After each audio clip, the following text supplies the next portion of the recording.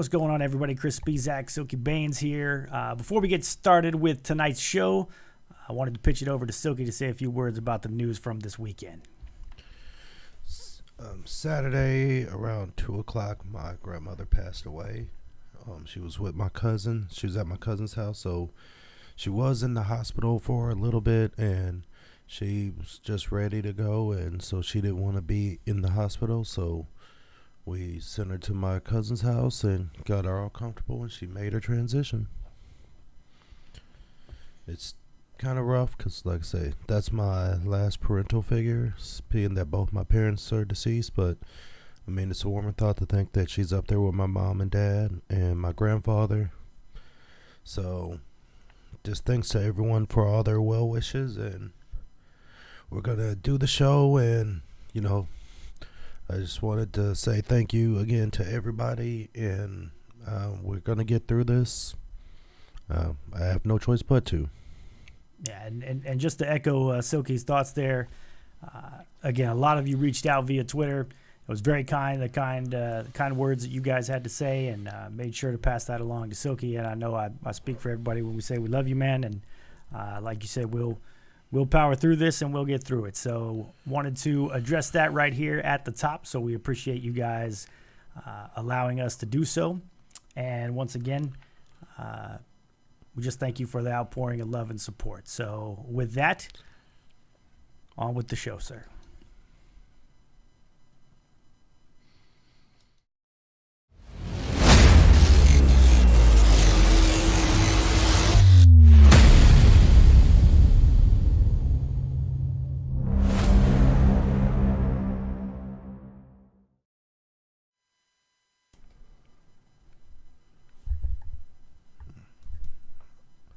I don't think it's working.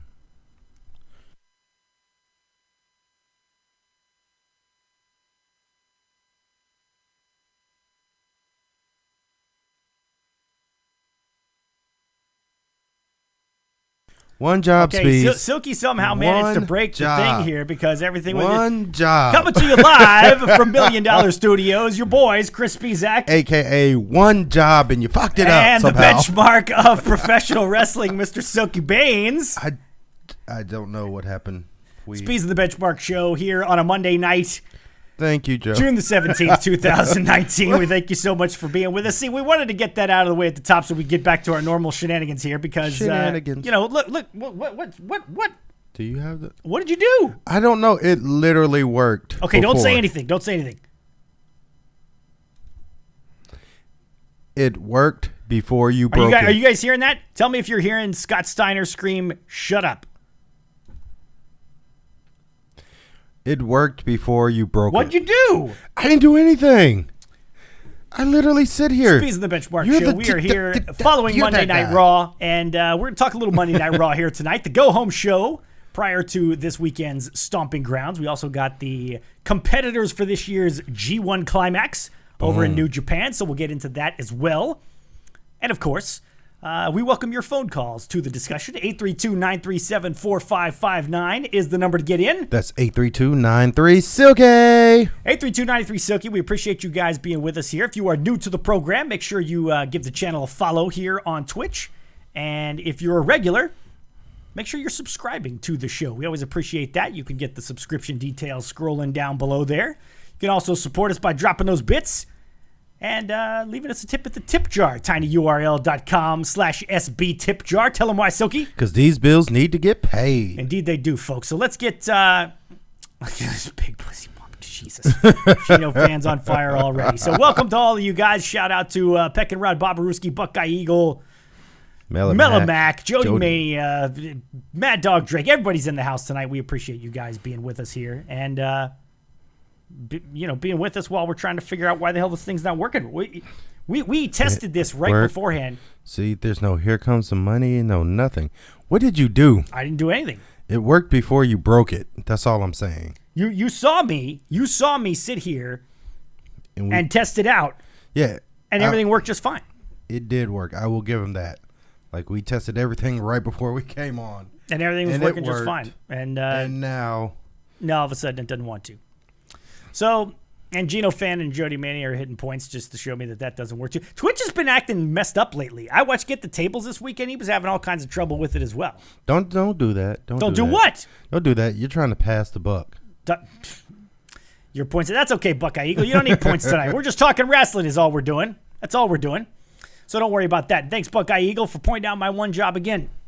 Always appreciate that. So let's get into some Monday Night Raw talk here tonight because, boy, it was all over the place. The big news, if you can say that there was any big news from Monday Night Raw, was the fact that we now know that it is Ricochet who will be taking on Samoa Joe for the United States title this weekend at Stomping Grounds. Ricochet winning the Fatal 5-Way match, first match of the evening, between Braun Strowman, Bobby Lashley, The Miz, Ricochet, and Cesaro. Your thoughts, Silky Banes, and those of you in the chat of Ricochet coming out on top and battling Samoa Joe this weekend at Stomping Grounds. It's going to be a good look for Ricochet, I think, to have the match. I don't see him winning. I think it's a little too soon for him on the main roster. But just him getting the match, I think, is going to do wonders for him, especially if he has a great showing, which I know he will. It's Ricochet. Yes. What did you think of Samoa Joe? Well, I guess I want to say Samoa Joe beating up Ricochet afterwards because Samoa Joe kind of does that to everybody. But Ricochet got over him as well.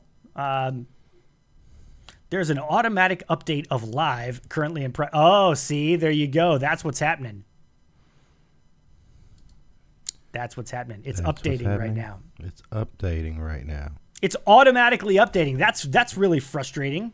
So our soundboard, our little not soundboard, but the machine that has all our drops here was updating. Just automatically decided to update on its own, and that's why it didn't work. See, now it works just fine. Does it? Because I don't hear shit. Piece of shit. Anyway. One job, Speez. I know, but, right? I just don't. I think Thank you, Bill, for the bits. Appreciate that, sir. And Jody Mania as well. Yeah. Thank you guys for the bits this evening. And Mr. Mad Dog Drake. I appreciate all you guys. Thank you. But anyway. I think it's going to be a great match, though. I think their styles are going to mesh really well together. I wonder will they do the whole, he's doing this for the honor of Rey Mysterio type shit. I don't know. Gino thinks that Joe will break Ricochet into a million pieces. That's very possible. I don't think it's possible. Not the way they do Samoa Joe nowadays. He beat Rey Mysterio in 19 seconds. Yeah, but it was an injured Rey Mysterio. There were extenuating circumstances there. It doesn't matter. He beat him in 19 seconds. Okay, then. What's up, Ellis? How are you? Good to have you with us.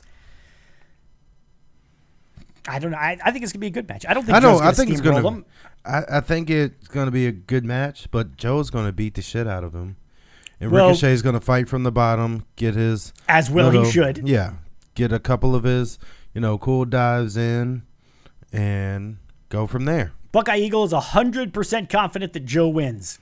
Yep. I'm with Buckeye Eagle. I'm not 100% confident that I'm Joe 100%. 100%. You're not a hot 5%? Not a hot 5. I'm 92 plus 8. By the way, I think that's what we're going to start calling our audience now. You guys are the hot 5%. The hot 5%ers. Not the 5%ers, but the hot 5%ers. That'll be the next T-shirt. There you go. Match of the night last night at the house show, Joe and Ricochet. See, why do they do that? Why do they put matches like that on the house show when it's going to be on the pay-per-view this weekend? I guess it doesn't really matter unless you were at the house show like Juanito was. There you go. I imagine those guys tore the house down, though. Because Ricochet works so well from underneath. Yeah. He sells fantastic. He was selling his ass off in this Fatal 5-Way match when Braun threw him across the ring. Holy shit. Yeah. I mean, he must have gone 6-7 feet in the air. It was completely ridiculous.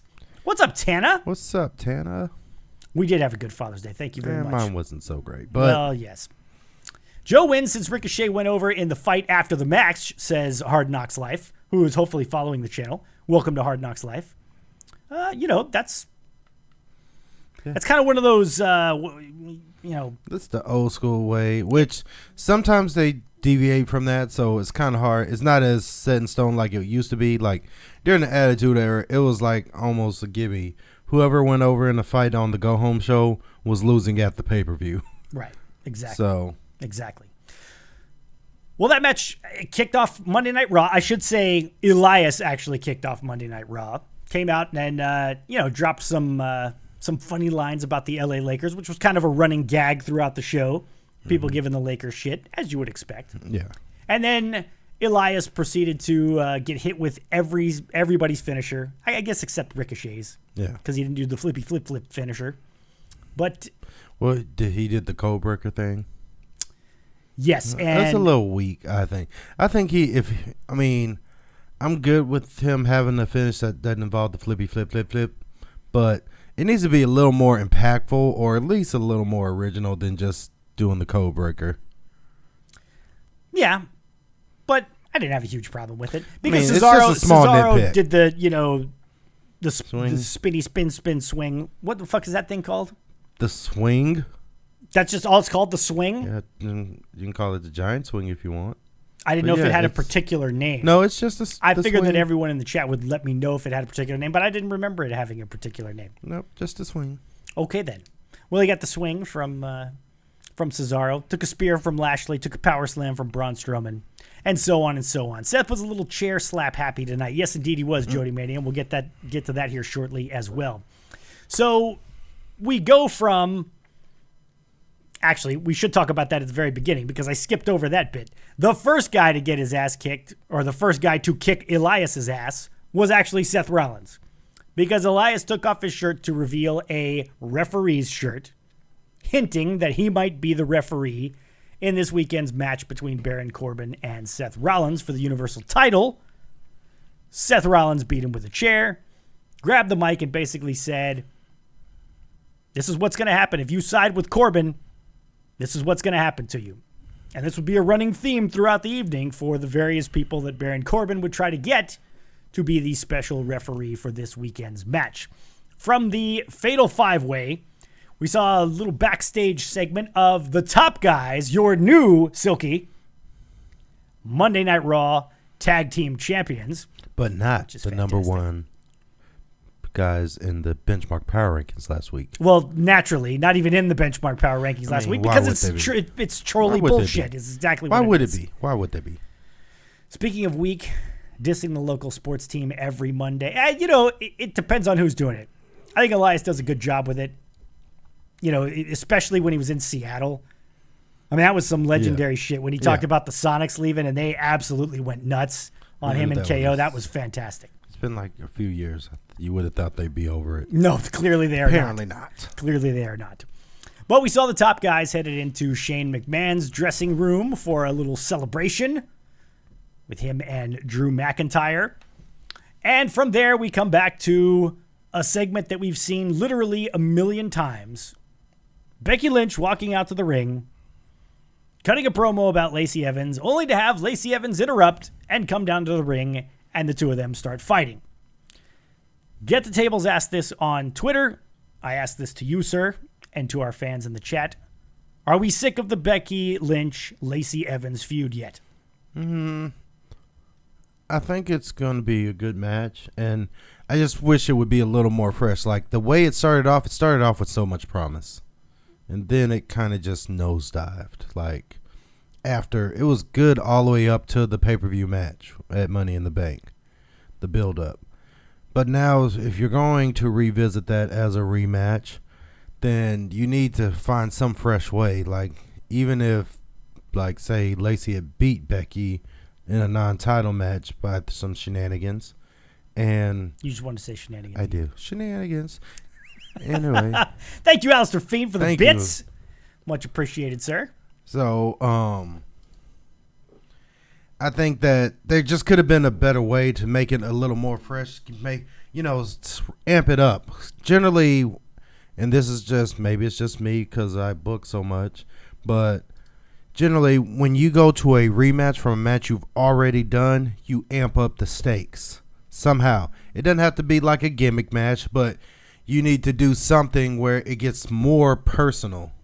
We've talked about this many times. Yeah, and they just didn't do this. I mean, I think they rested on their laurels that I guess it's more personal because Lacey cost Becky the SmackDown Women's Championship at Money in the Bank. Right. But at the same token, it was like, it ended up with Bailey, so it doesn't really matter. Like, it's just not part of the equation anymore. That's fair enough. I'm looking forward to it. I like Lacey Evans. I'm not a fan of the man gimmick, but I don't have a problem with them wrestling again necessarily. I have a problem seeing the same fucking promo every time. Yeah, it's the same build. And the same build, exactly. So, I mean, it's just they needed to, obviously now they can't because the pay-per-view is Sunday, but they needed to introduce something.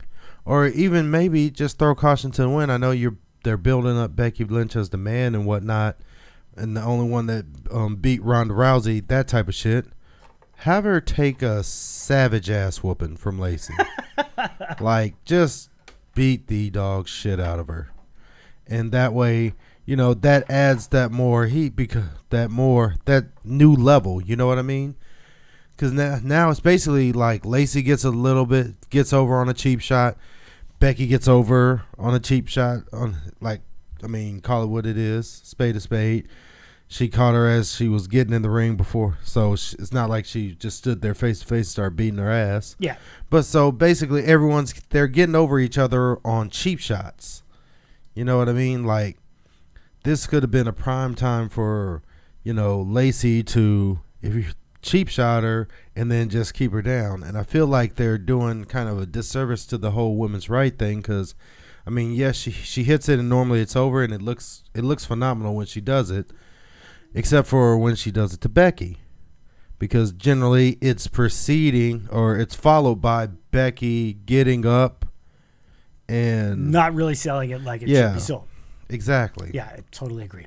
Agree. She sells it like she does sell it bigger than a normal punch, but generally something like that, when that's your finish, that's her finish, you sell it like you're knocked the fuck out.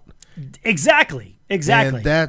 And then, you start coming to, like, she should not come to until Lacey should be already gone. So she shouldn't be coming to do the whole stare down from the ring. Like, when you have a move like that, she should be knocked the fuck out and wake up like, what happened? Totally Who agree. attacked me? Totally agree. Alice is tired of seeing Becky Lynch. Bobaruski's tired of the Lacey gimmick. He wants Marine Lacey back, which is fine. I like Lacey because it's more of a gimmick now. It's something that stands out. Like the Marine thing, it was her. You know what I mean? It still worked. To me, it didn't. You don't think so? It really didn't. Because it went with that whole, old school pin-up thing. Yeah. Yeah, it did. But, did it resonate with anyone? Like, she didn't really get anywhere until she started doing this gimmick.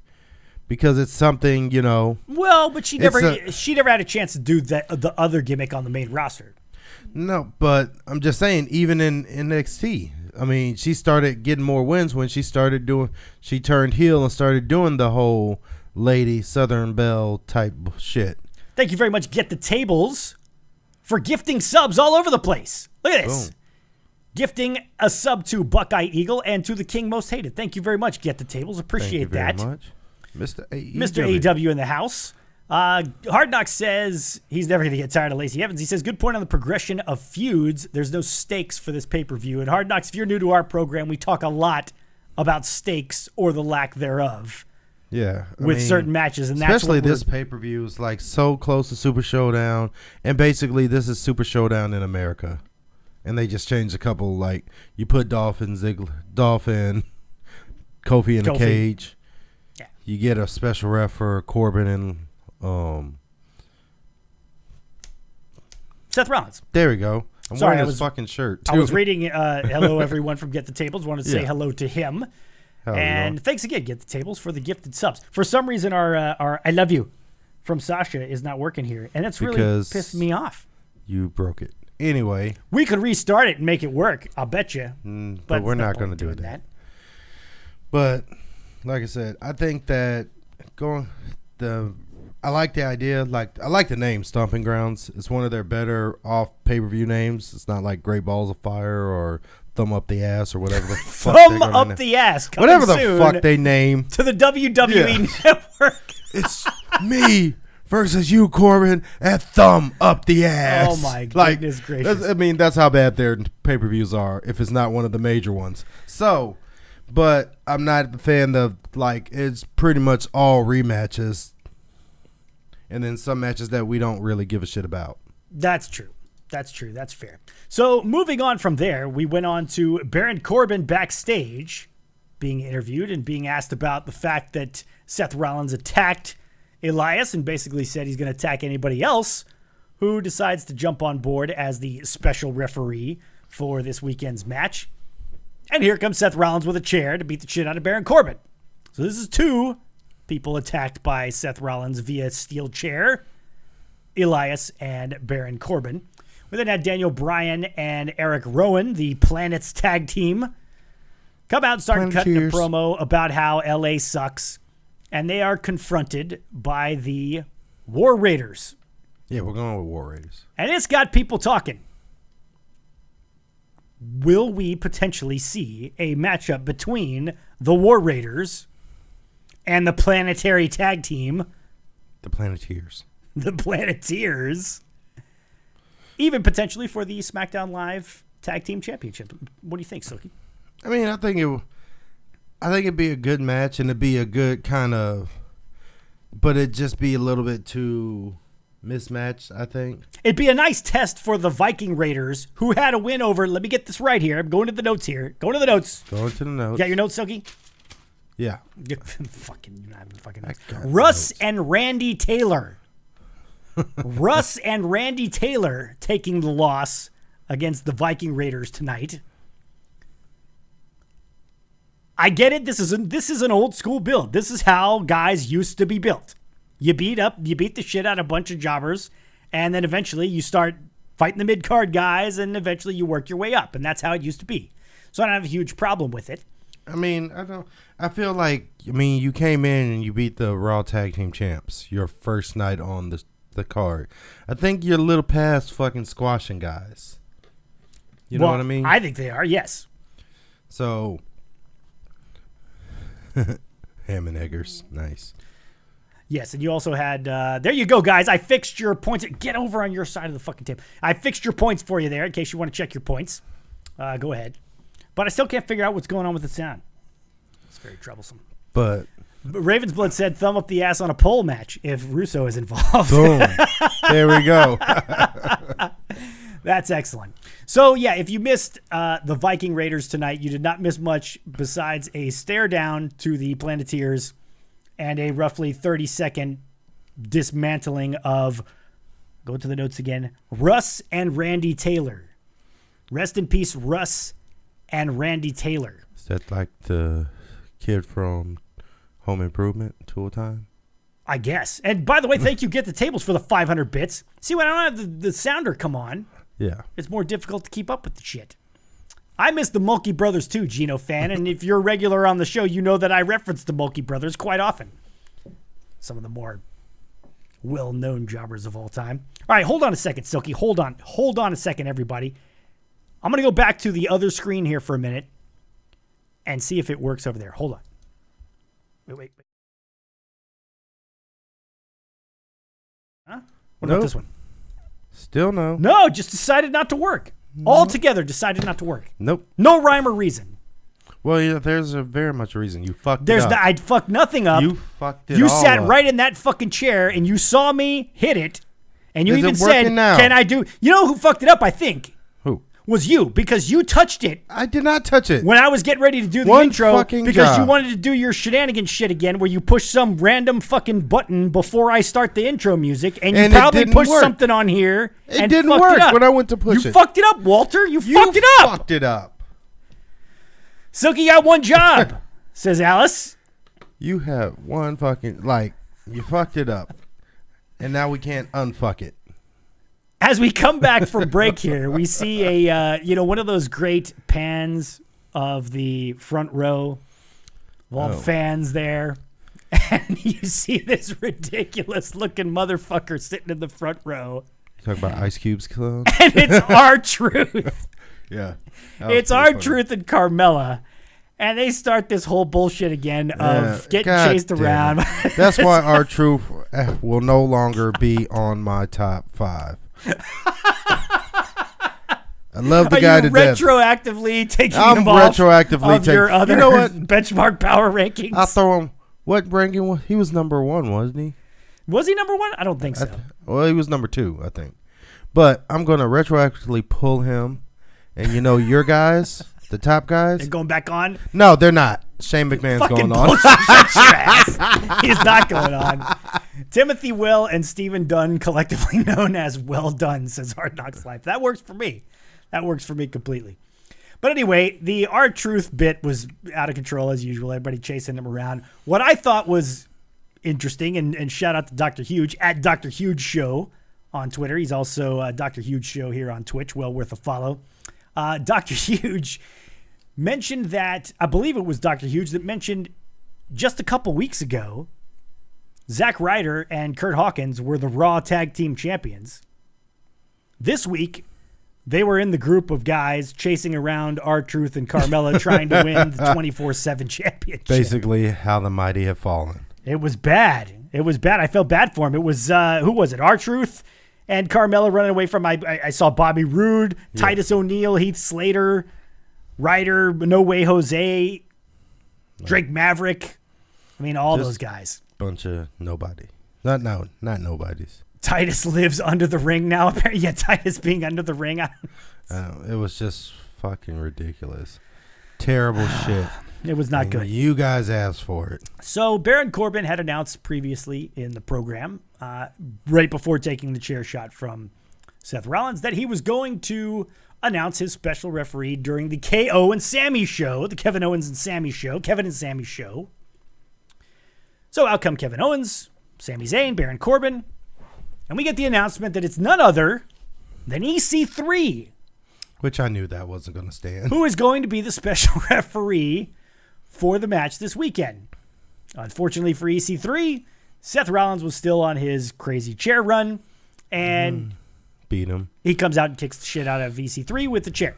And then they do a Weekend at Bernie's skit with him, which is just stupid. I was going to say, as if this wasn't bad enough for poor EC3. I bet you he's really questioning. You know it's bad when you question, was it right leaving fucking Impact Wrestling for WWE? You know that you've been treated all types of fucked up. Yeah, the Sammy and Kevin show. Thank you, Bobarooski. As if that wasn't bad enough for poor EC3. Out come the New Day, and a little banter back and forth between everybody in the ring, and they decide that they want to have a match, the three of them, versus Sammy, KO, and Baron Corbin. I said, well, only if we had an official here to make this match, to sanction this match. Maybe we had a referee handy.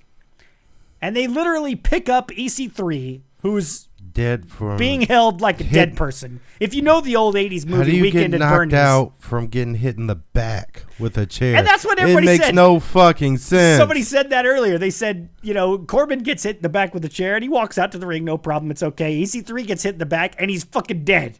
Yeah, at least Eric Young was on the ground, but he was still like, Well, he took 6 or 7 chair shots as well. But anyway, EC3 is dangling there as he's being held up by the New Day. And they ask him, EC3, are you doing okay? And those fuckers start shaking him back and forth so his head goes like he's okay. And Bubba is going to clip that. And then they ask him, would you be willing to sanction this match between all of us? And Kofi turns around and talks into the microphone, and Big E wiggles the microphone around in his face like he's actually talking. And they get the match. I can't help but feel bad for EC3. You can't. I'm not a huge EC3 guy. I mean, yeah, I wasn't either, but damn, But he's one step up. He's done nothing. He had the little thing with Dean Ambrose, and even that was practically nothing. He's this close away to being one of the motherfuckers chasing R-Truth. He probably has been at one point. He probably has. He said, "Thank you, Bill." He was Weekend at Bernie's dead. So anyway, we end up getting this match, the 6-man tag team match between the New Day, Corbin, KO, and Sami Zayn. And for some reason, Inexplicably. It's a 2 out of 3 falls match. Because why the fuck not? Reasons. That's why. We have no idea. Decent enough match, I guess, other than the fact that it doesn't really mean anything. Reasons. But it was announced prior to this match. Again, I'm going to the notes here. Flip the notes. That we will also be having a tag team match this weekend at Stomping Grounds between the other 2 members of the New Day, Xavier Woods and Big E, as they will battle Kevin Owens and Sami Zayn.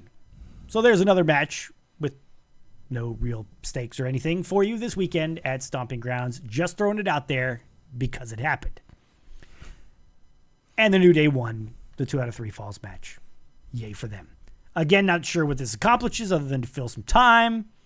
Maybe get... I don't know. I don't know what it does. Thank you, Kristen, so much for the bits. 500 bits. Boom. How about that? Kristen, for those of you who don't know, was the big winner of Wrestle Trivia this past Thursday. Not because she won, but because our good friend, Texas Legend Fans Brian, won it and decided to give it to the world's biggest Marty Skrull fan. That would be Kristen. So, Kristen's going to get a Marty Skrull autograph. Marty Skrull? That's coming from my collection. That's coming from the Silky collection. So, Kristen chipping in some bits. Oh. To cover the shipping for the Marty Skrull there. I'm doing okay, Kristen. Well, as okay as I can be doing, but I'm here doing what I love, and it helps keep my mind occupied. There you go. There you go. And, you know, I would have missed the chance to talk about how bad Chris fucked up this soundboard. I'm going to hit the button again. He fucked it up. You know what's fucked up? Look at it over here in this program right here. I wish I could pull this up so you guys could see it. Watch right here. Boom. See it going? See it right there? Mm-hmm. Why the fuck? You fucked it up. That's why. Why the fuck's it not working now? You fucked it Did up. you unplug it in the back? See if it's plugged in the back. Yeah, plugged in. Plugged in? It's got to be plugged in because we're seeing it on the computer. I can And do. this is, I can do the old school. Look. No, oh, yeah. Put You it. want to unplug it? Oh, I'm going to unplug it too. See, we should. This is what you get when you watch our show. We try to unfuck the shit Chris fucked up, and it's still fucked up. What'd you do? Just because you touched it again. Nope. Still working there. Not working here. All right. That's not cool at all. 832-937-4559 if you want to get in on the phone lines and give us some more sound here since our sound's not working. That's 83293 Silky. 832-933 Silky. They've been booking Raws like house shows, a million tag matches, and they're even trying. Are they even trying? Glad you're doing the show tonight, Silky, says Ted. Yeah, I don't. Yeah, I mean, it's one could make the argument that they're not, but then again, it's like it's not like a WrestleMania. It's not like one of their big pay-per-views. So heaven forbid, it's on a new pay-per-view, you try to make it big. Exactly. I mean, you have the matches, like, even though a lot of them are repeats. I mean, you've got Roman and McIntyre. That's a marquee match. Ziggler and Kofi in the cage, marquee. Corbin and Rollins, marquee. Like, you've got some good matches on here. You got Lacey and Becky. You got Bliss and Bayley. I mean, you got all these good matches, and no, just decide, fuck it. Yeah, it just doesn't We really... throw a boot logo up, and we're good. Oh, boot logo up. Yes, Ted Effects Bray did show up. We had another Firefly Funhouse. We'll get to that here shortly. Buckeye was disappointed that EC3's corpse wasn't the referee in the match. That would have been pretty funny. I wouldn't put it past him at this point. Can we get Silky Baines versus John Moxley? The promos alone would be gold. That would be gold. It would be gold. I'd fuck him up. Okay. I'm confident in your abilities. I am too. Very. Yeah, very much so. We had a whole bunch of promos after this, gang. Promo. First, we had backstage Juanito resubbing. Thank you very much, sir. Appreciate that. 3 months, and you get the Rock logo there, which I know, unfortunately, you're not too excited about that, but we appreciate the sub nonetheless. We had a promo from Alexa Bliss backstage with Nikki Cross telling her that she had pulled some strings to get Nikki her first WWE Championship shot, a tag team title match with Alexa Bliss against the Iconics, which is very cool. The Iconics actually defending the titles for a change. We got to that a little bit later. We had Paul Heyman come out and cut a promo about how Brock Lesnar is coming for you, Seth, at some point. We don't know when. Again, not really sure about the point of that promo. Well, I mean, the point of the promo is it wasn't meant for the fans. It's meant like as a thing. It's meant to get in Seth Rollins' head. Exactly. Is what he's trying to do. Basically, you're always going to be looking over your shoulder.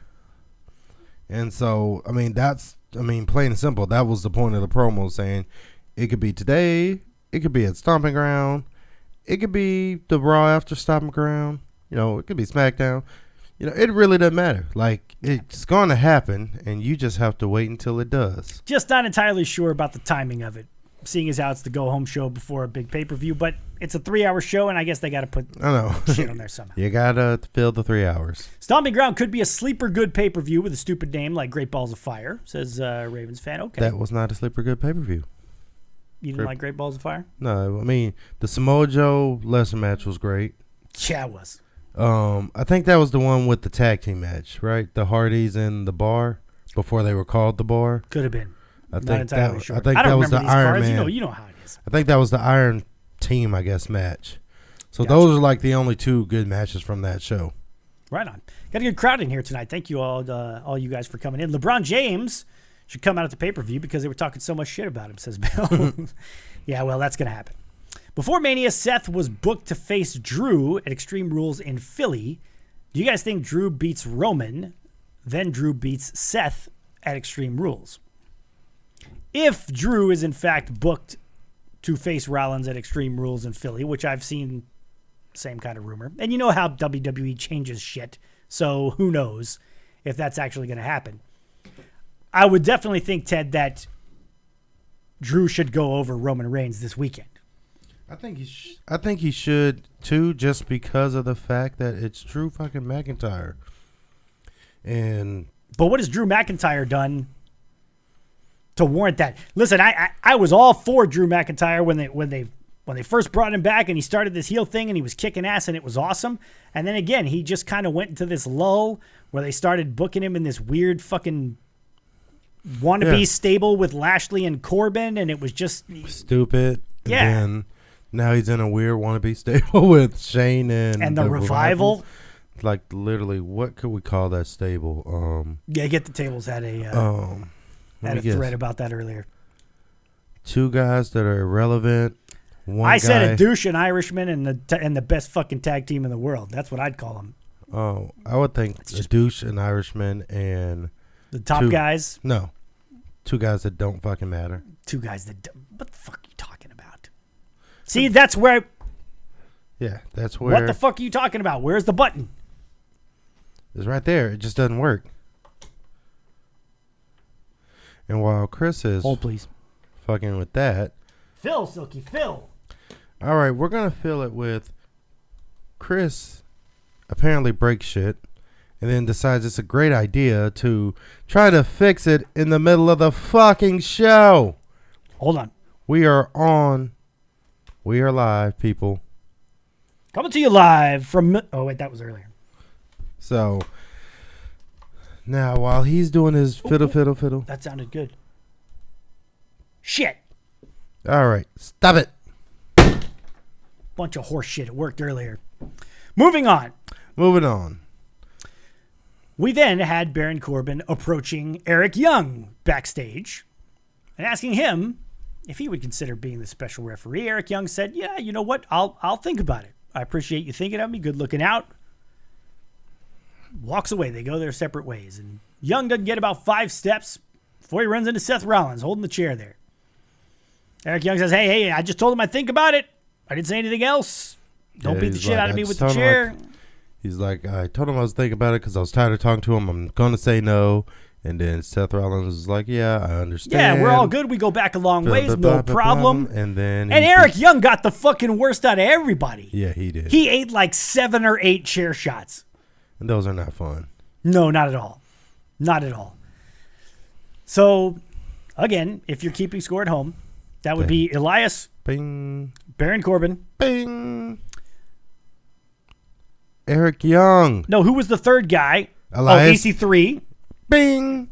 and Eric Young, Bing. who have all gotten the shit kicked out of them by Seth Rollins' chair tonight.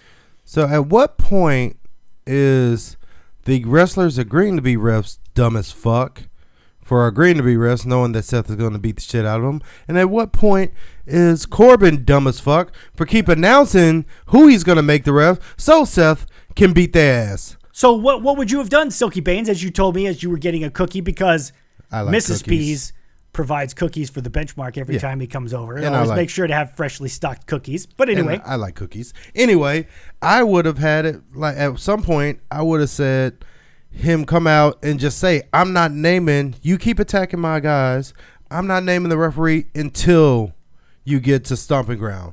And then I would have done it where they both come out first. I mean, they don't both come out first. They both come out, and then Baron gets on the mic and names the referee. That way Seth doesn't have a chance to fucking jump him. Yeah. It's like common fucking sense. Insanity is doing the same thing and expecting different results.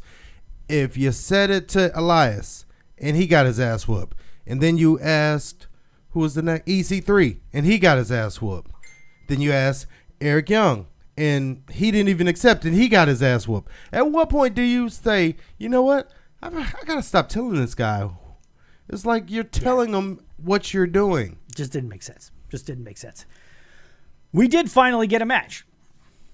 And it was the Good Brothers, Gallows and Anderson, taking on the Usos. Now, earlier we had seen AJ Styles backstage getting checked out by some doctor, and up walk the Good Brothers in the doctor's jackets again. Doing their stupid shit. Which, thank God we didn't go back to testicles and things like that, so on and so forth. Basically, AJ Styles said, you guys are a fucking joke.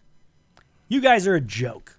What happened? You guys should be one of the best tag teams in the world, and you're a joke. What the fuck? And I'm thinking, good on you, AJ Styles. Maybe this is the turnaround for the Good Brothers to come back in and start making some noise again. They said, you think we're a joke? Watch what happens when we face the Usos tonight. Now I'm thinking, right on. At worst, this is going to be a badass match. Maybe the Usos go over, but, you know, it'd be a good thing for the Good Brothers to get some kind of momentum, right? No. Not only... I wasn't mad at how they did it, like, because it basically, the Usos, who AJ said was the best team, basically got lucky. You know how they say sometimes in life it's better to be lucky than good, because that whole match they got their ass whooped. Yeah, that whole match, but it wasn't. That's soundly. The thing. It wasn't even a. I mean, it wasn't a long match, but they were match. Soundly getting their ass whooped, and it was like slip on the banana peel, like got too cocky, started feeling themselves too much, and then boom, they got caught. They got caught slipping. I mean, I like the story that they did, and I wonder if this is what they're going to use AJ in to transition to him wrestling, is basically being the motivator that gets them back to where they feel they need to be. And AJ scripted begging them to re-sign. Exactly. AJ Styles snapped on Gallows in it. Yeah, I mean, he just basically said, and good for him. Because I got to be honest with you guys, I did not watch a lot of Gallows and Anderson when they were in New Japan. By the time they came over to WWE, they didn't impress me that much.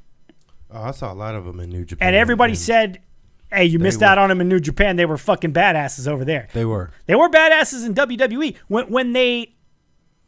When they act like badasses, when they go out there and carry themselves like badasses, when they're, I hate to say booked like badasses, but, you know, let's face it. When they're not doing stupid-ass, goofy, funny gimmicks, I enjoyed the shit out of them. Mm-hmm. Unfortunately, that was the exception and not the rule, and more of what we got from Gallows and Anderson was, you know, goofy, funny shit. I have a feeling that they're one of the guys, a couple of the guys that are rumored to be out the door fairly soon, but we shall see.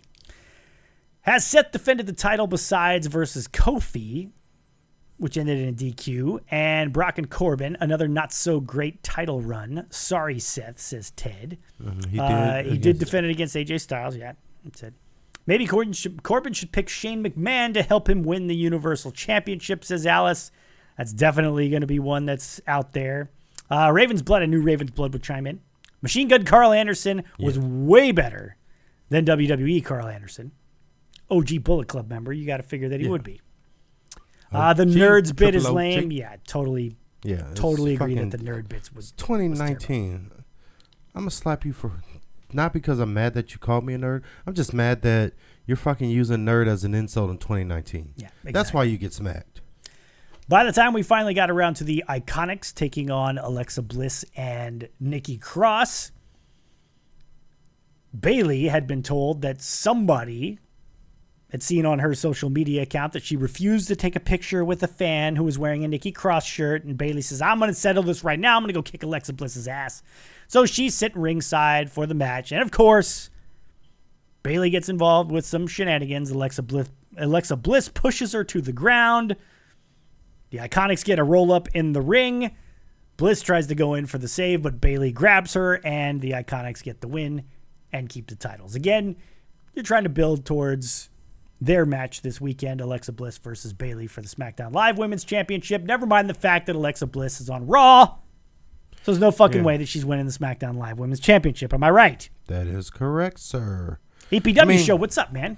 I think that they should just do away with the stupid wild card rule and just go back to just co-branding the show. Like, you're on whatever fucking show you show up at. You know what I mean? Fair enough. Because, I mean, you run it into the ground when every person is like, it was like 3 or 4, but it seems like we see way more than that show up because of the wild card rule, and then they have to put that over. The wild card rule, wild card bitches, all that shit. Like, it's fucking stupid. Just say, you know what? No more Raw guys, no more SmackDown guys. It's just WWE guys, and then they book the show accordingly. Will people suffer?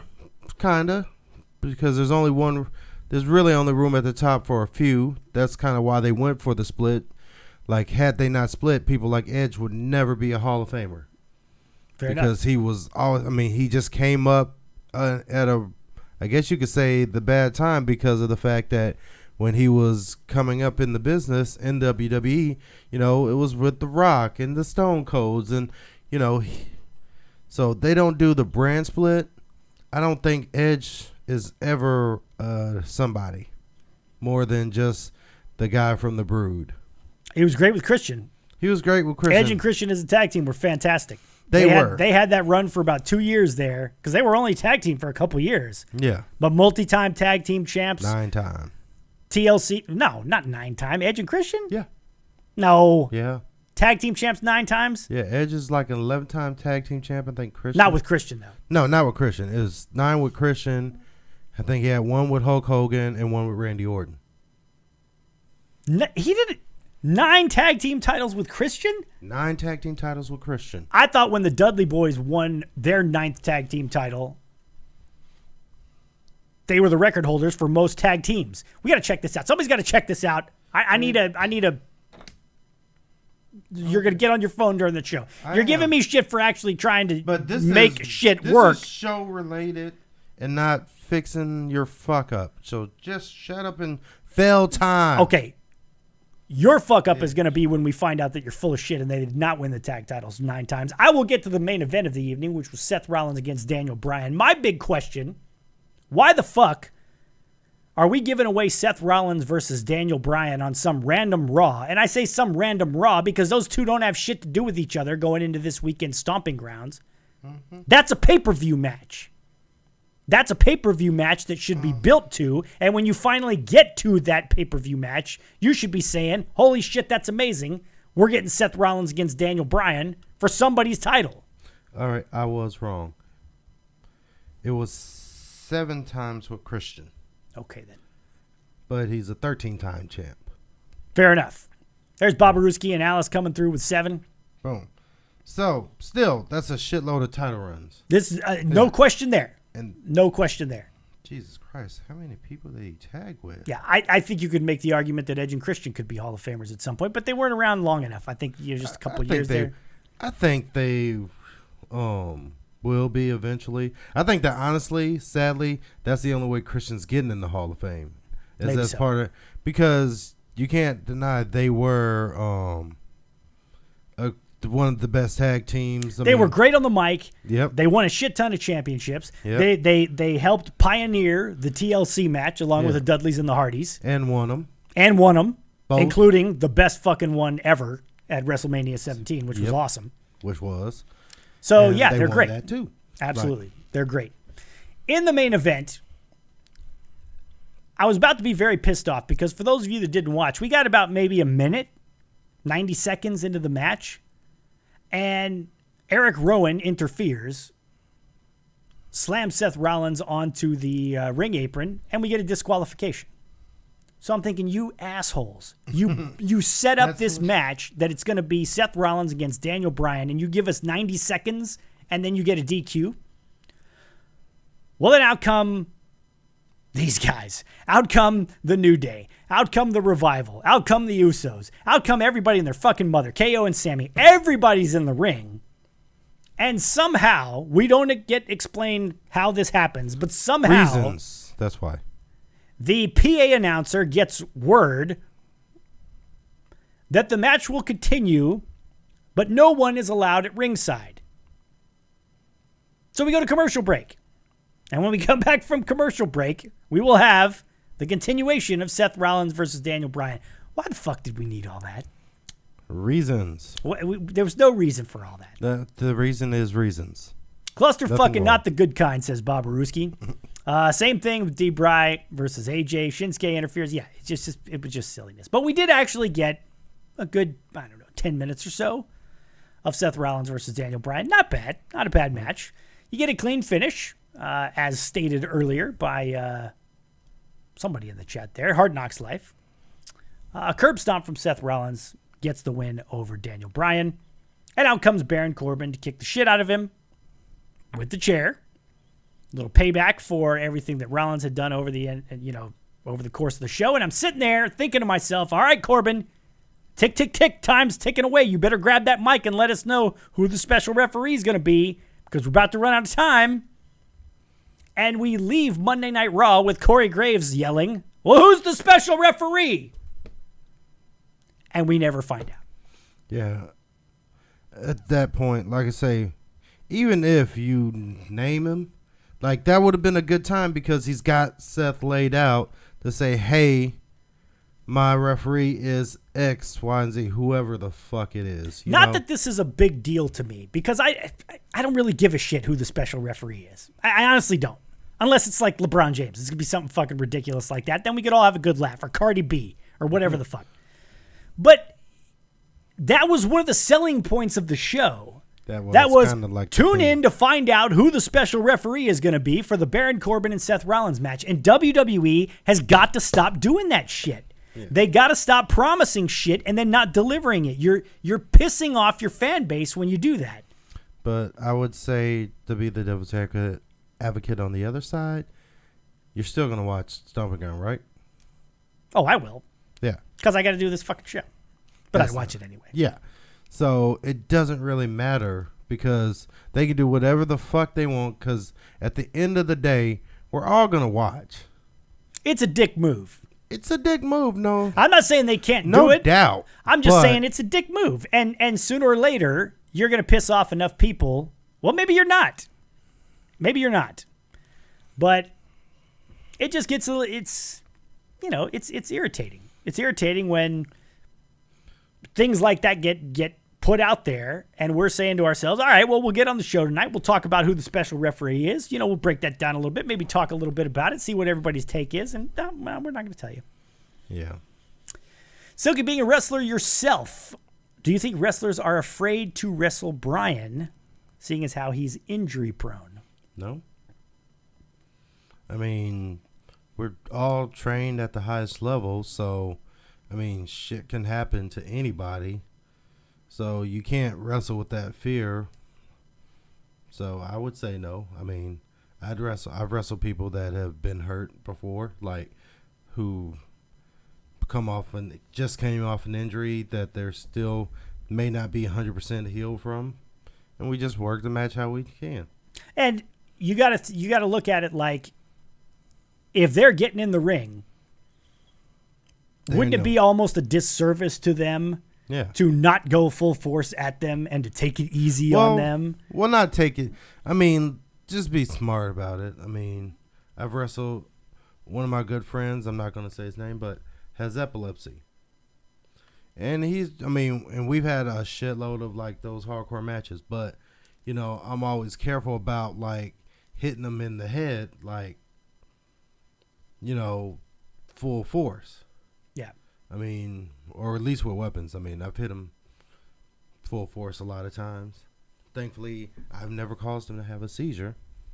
I did break a hubcap over his head, so that's, you know, might be moot. But still, I know going in, so I don't plan on too many things that, you know, could cause that. But then again, shit happens. He gets in the ring. Takes the same chances as I'm taking. Yeah. Of something happening to him.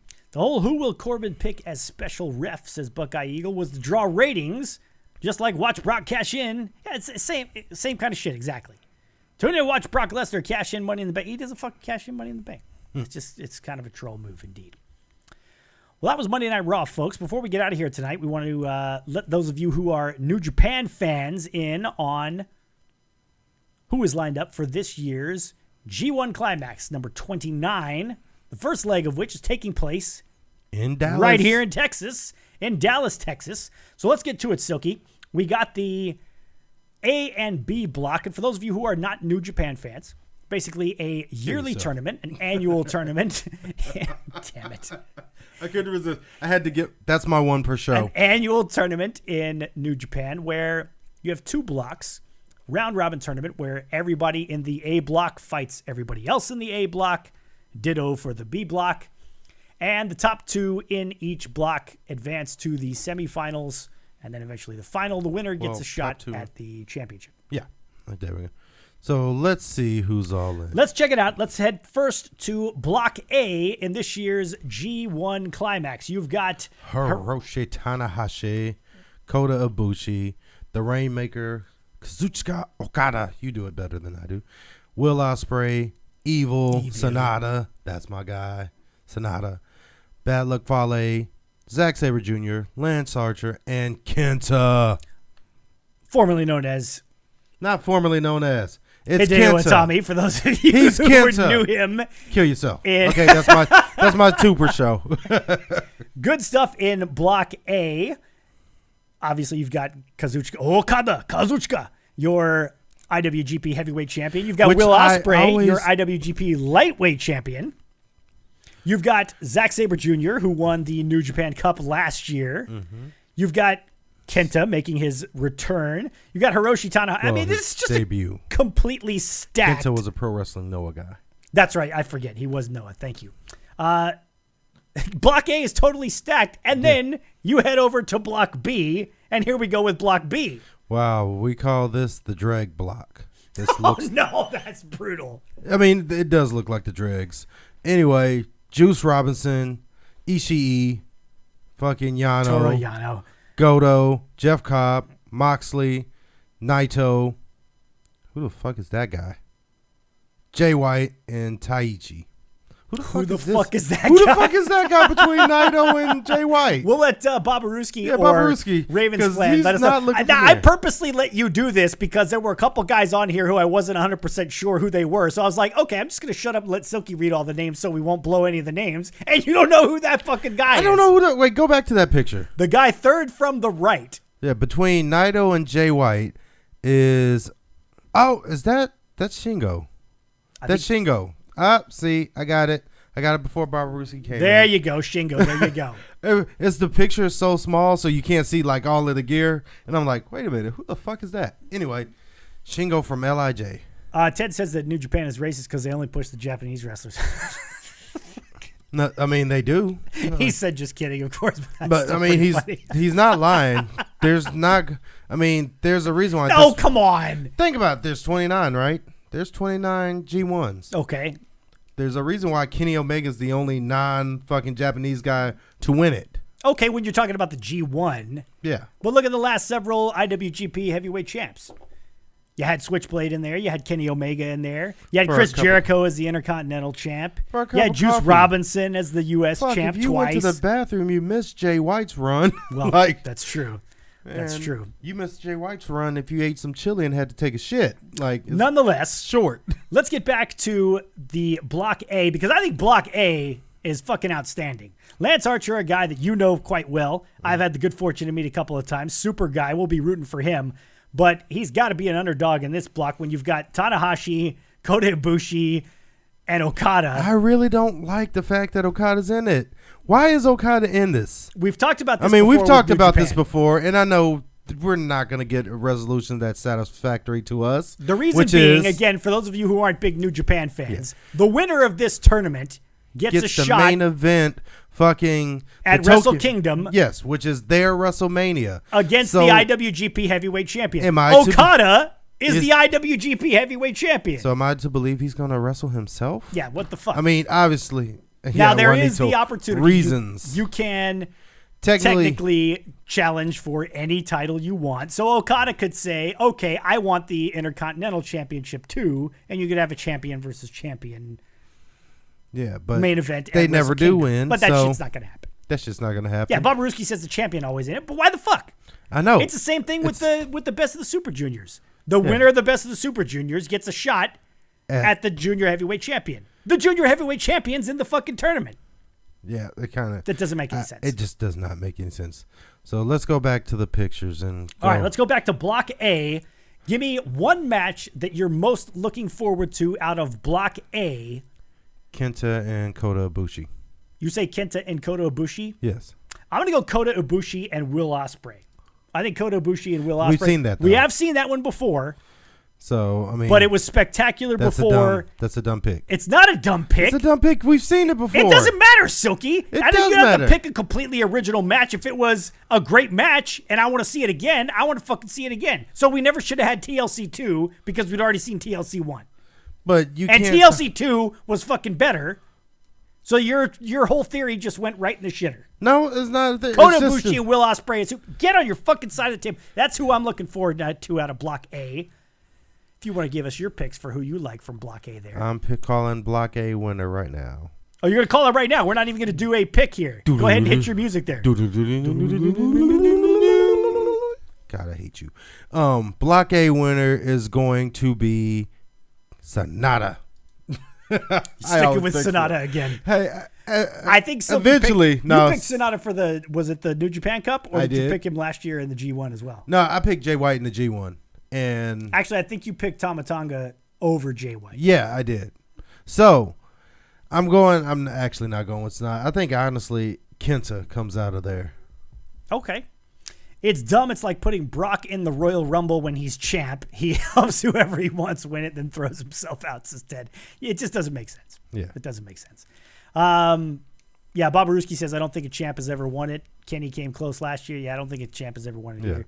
Champion gets to pick his opponent at Wrestle's Kingdom. If he's a chicken shit heel, the champion could pick a young... Yeah, I mean, that's what I'm saying, though, Ravens Blood. It's dumb to have him in the tournament. Don't put him in the fucking tournament. Exactly. I know New Japan apologists are going to say, well, it's fine because it could be... I know it could be something else. It's dumb. It's stupid. Don't have the fucking champ in the tournament. All right, Who is our under-the-radar match that could possibly steal the show from Block A?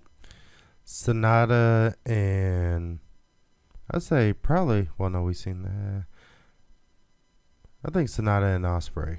I'm going to go with Kenta and Zack Sabre Jr. And the reason is They both. I'm a big Zack Sabre Jr. fan. I like Zack Sabre Jr. I think he's unique. There's nobody like Zack Sabre Jr. And Kenta It's making Kenta. his debut. Thank you for correcting me with New Japan. I think that could be a great match. I think it could be very, very My good. sleeper is Sonata and Ospreay. Sonata and Ospreay. Let's move on to Block B. The Dregs. A match that it's not the Dregs. It is totally. It is John Moxley in the Dregs of. Naito? Are you shitting me? People are picking Naito to win this thing. Ishii, Jay White, your boy, Jay boy, White. Jay White. I mean, it doesn't change the fact that they put him in a fucked up block. He's not in a fucked up block. He's in a fucked up block. Come on. Ted FX, Moxley is going to face everybody in this group. Everybody in the group faces everybody else. It's a round robin, so you will face everybody in the group. And whoever has the most points, you get, 3 points for a win? No, I think it's 2. Or is it 2 points 2 points for a win. 1 point, you split the 2 points if it's a time limit draw. Exactly. So whoever has the most points, the top 2 point totals in both block advance to the semifinals, and then you have your finals match. At least Kota, Ibushi, and Naito are in different blocks. Their necks won't face each other until the possible finals. That's true. Let's get back to Block B here. Silky, give me a match you are looking forward to out of Block B. Moxley and Jay White. I'm going Moxley and Naito. Moxley and Naito, I think, will be a very, very good match. Thank you. Unlike your last one.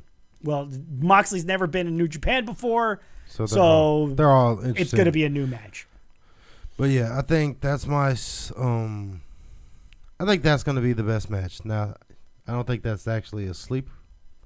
What's your sleeper? Not a sleeper match. Let's go back to our sleeper. And Babaruski said this earlier. He says if Naito doesn't win, we riot. And he says now if Gato doesn't fuck Naito, year 4 is what we're calling this year's G1.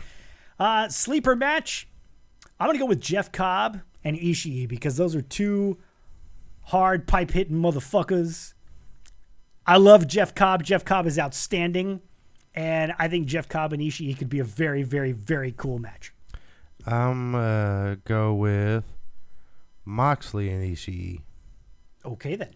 Because just as hard as he hits, I mean, Moxley can take it and dish it out. So I think that's going to be a sleeper. Fair enough. Fake Macho Man all the way to the left, a.k.a. Juice Robinson. So it's like Euro Cup qualifier. That's cool. It's like a real sport. Naito and Moxley, my God, says Babaruski. Yeah, it could be a lot of fun. So who do you have coming out of B block? Out of B block? Man, that's a tough call. I'm going to go with Naito. I'm with Babaruski. I think this is Naito's year. Naito's already won it. It's all right. I think he's going to win it again. Well, I think he's going to win the block. I don't know that he'll win the whole thing. I'm going with Jay White. Going with Jay White. Going with Switchblade. All right, then. You forgot the white problem, Nightbot. Yeah. Thank you, Ted. I'll get that added to the list there. Thank you very much. Personal favorite, human jar mayonnaise. That's a good one. So. Oh, my goodness gracious. So I'm thinking, who did I say was going to win the first one? A block? You didn't say who was going to win it. Okay, A block. No, you said Sonata. Kenta. No, I was joking when I said that. So I said Kenta. What do you mean you were joking? I literally said I'm joking. I think Kenta's going to win. So Kenta and Jay White, and I think Kenta wins the G1. Okay, then. In his debut. Well, we'll have our actual official picks. Yeah, we'll have sometime soon. And we'll probably do the thing where you can do your fucked up the formula. And it can... I can't do the formula with not enough matches over on the New Japan side. Not enough matches? It's very intricate. It's a very intricate... It's fucking...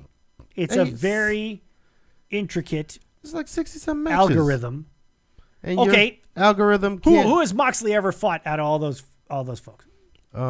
Juice Robinson. Okay, then. So you got one match? What the fuck? It's not going to do anything. It's going to do... I mean... No, it's not, Silky. Stop it right now. Just stop it. Hold on. Wait. Go back. We are back on Wednesday night at 8 p.m. Central. We're going to go back? 9 p.m. for those of you on the East Coast. I'm trying to wrap up the show, and you're going back to the A block here. What the fuck are we doing? Trying to see who else Moxley has faced. He faced Juice. That is all. Yeah, that's what I said. Has this ever been done, how Moxley is U.S. champ of one promotion, a full-timer and 2 promotions? Yeah. Yeah? Yeah, most definitely.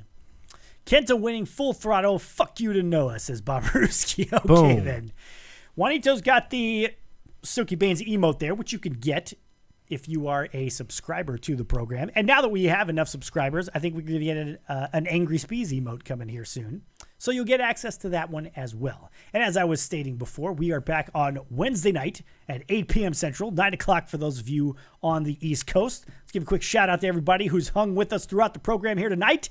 Babaruski, Jody Mania, Alice, Angel of Flight, Buckeye Eagle, Commander Root, Cycle Motion, Hard Knocks Life, Juanito, Mr. AEW, Mad Dog Drake, Peckin' Rod, Raven's Blood, Shroom Goon, and Ted, all of you guys that are with us. We appreciate you guys so much. And again, if you are not following the channel, we hope you will follow the channel. And if you'd like to become a subscriber, please do so.